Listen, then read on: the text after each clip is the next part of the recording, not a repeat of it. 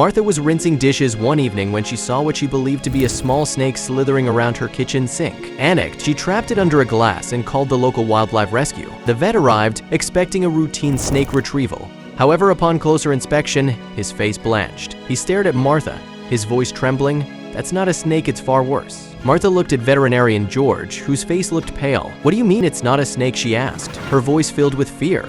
Her hand trembled as she pressed the glass down, feeling the snake moving around inside it. George searched for the right words, not wanting to scare Martha even more. Suddenly, grabbed his phone and began to walk away. "Keep your hand on the glass. I have to call someone." He walked out of the front door, leaving Martha alone, struggling against the snake's strength. With the size of this thing, she was sure one bite would be enough to kill her. Her heart raced as she waited. Just as her hand began to cramp, George returned. "What took you so long?" she blurted out. But what animal was actually in Martha's drain? Why was Vet George acting so strange? And why didn't he want to help her? Before we start, smash the like button and make sure to subscribe if you haven't, and hit that notification bell so that you won't miss any new stories.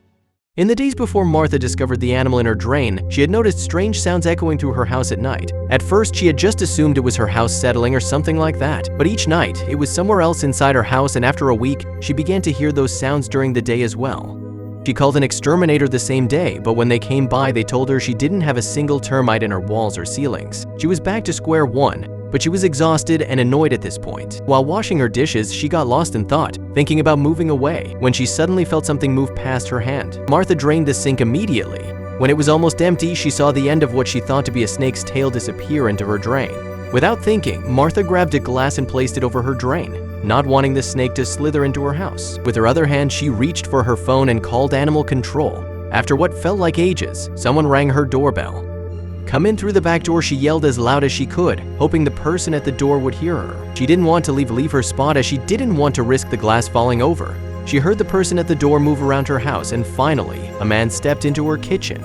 The man introduced himself as George, a vet. Martha explained what she had seen and told George the animal was still underneath the glass. Intrigued, George stepped closer and Martha lifted the glass slightly. After peeking underneath the glass, he shot upright and gasped. "That's not a snake," George yelled, his eyes wide in shock. Martha couldn't believe what she was hearing. "We need professional help." Martha's anxiety spiked as George refused to assist her directly. "You can't leave me like this," she cried, her voice trembling with panic. George backed away, his face pale. "I'm sorry, Martha, but this is beyond my expertise," he said, his voice shaky. Martha's mind raced.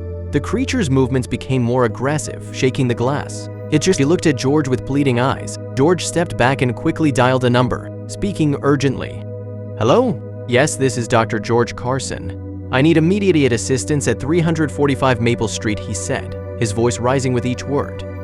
Martha's heart pounded as she tried to keep the creature contained. And George continued, "It's not a snake, it's something else. Please hurry." He hung up and glanced at Martha.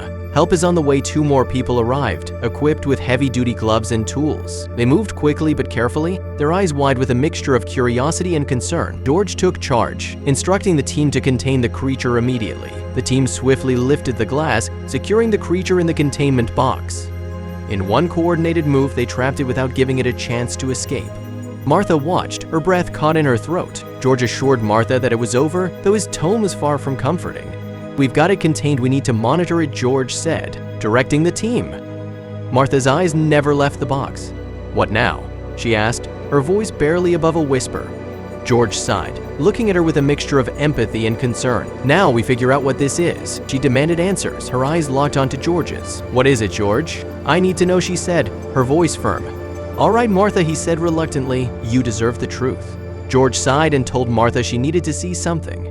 "All right, come with me," he said, leading her toward the containment box. The team gathered around as George prepared to reveal the truth. He carefully unlatched the containment box, his movements slow and deliberate. "Take a look," he said, opening it further.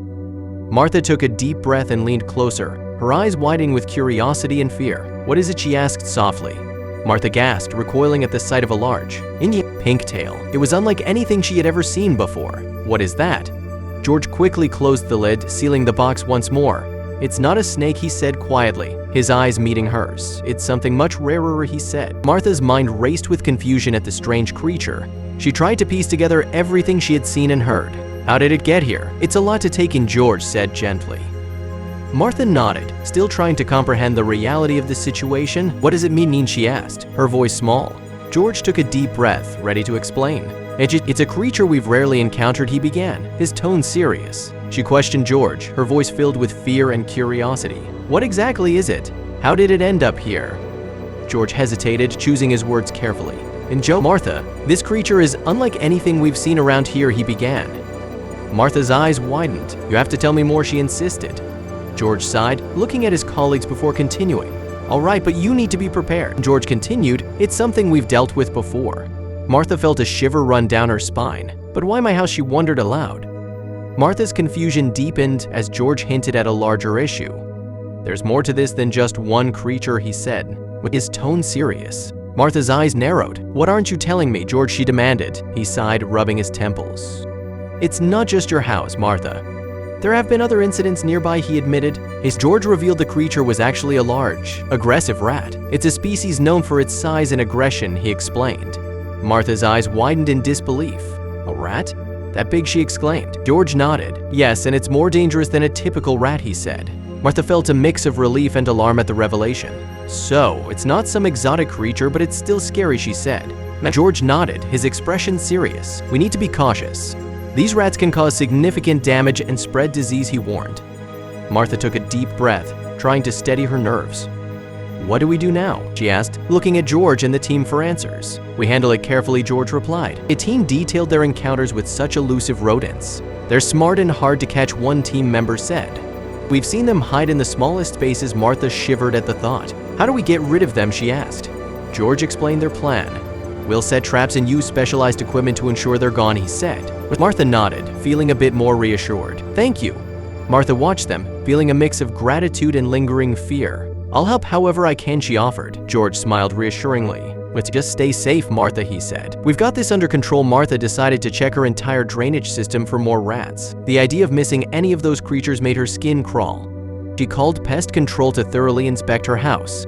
I need a full sweep, she explained to the operator. Top to bottom, they assured her a team would arrive shortly. When the pest control team showed up, Martha felt a small sense of relief. The pest control team found a whole rat colony underneath her house. We've got a big problem here, the lead technician said, shaking his head. Martha's stomach dropped. How many, she asked, her voice barely a whisper. Too many, he replied. But don't worry, we'll handle it. They set traps and used specialized equipment to clear the infestation. Martha could hardly believe it. Her home had been a haven for these creatures and she hadn't known. They cleared the rats, allowing Martha to return home safely. We've got them all, the technician assured her. Martha breathed a sigh of relief, though the thought of what had been under her house still made her uneasy.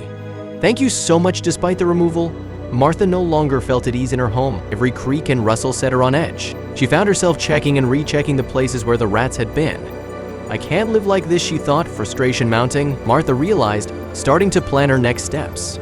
Martha put her house up for sale, unwilling to stay any longer. The decision wasn't easy, but she knew it was the right one.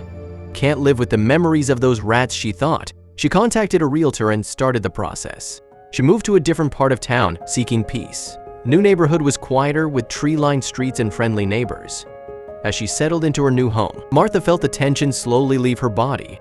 I can finally breathe again, she sighed, smiling as she explored her new surroundings. A fresh start was just what she needed. To prevent future incidents, she adopted 2 cats. Meet Whiskers and Shadow, she introduced them to her friends. Martha felt more secure, knowing her cats would deter any returning rats.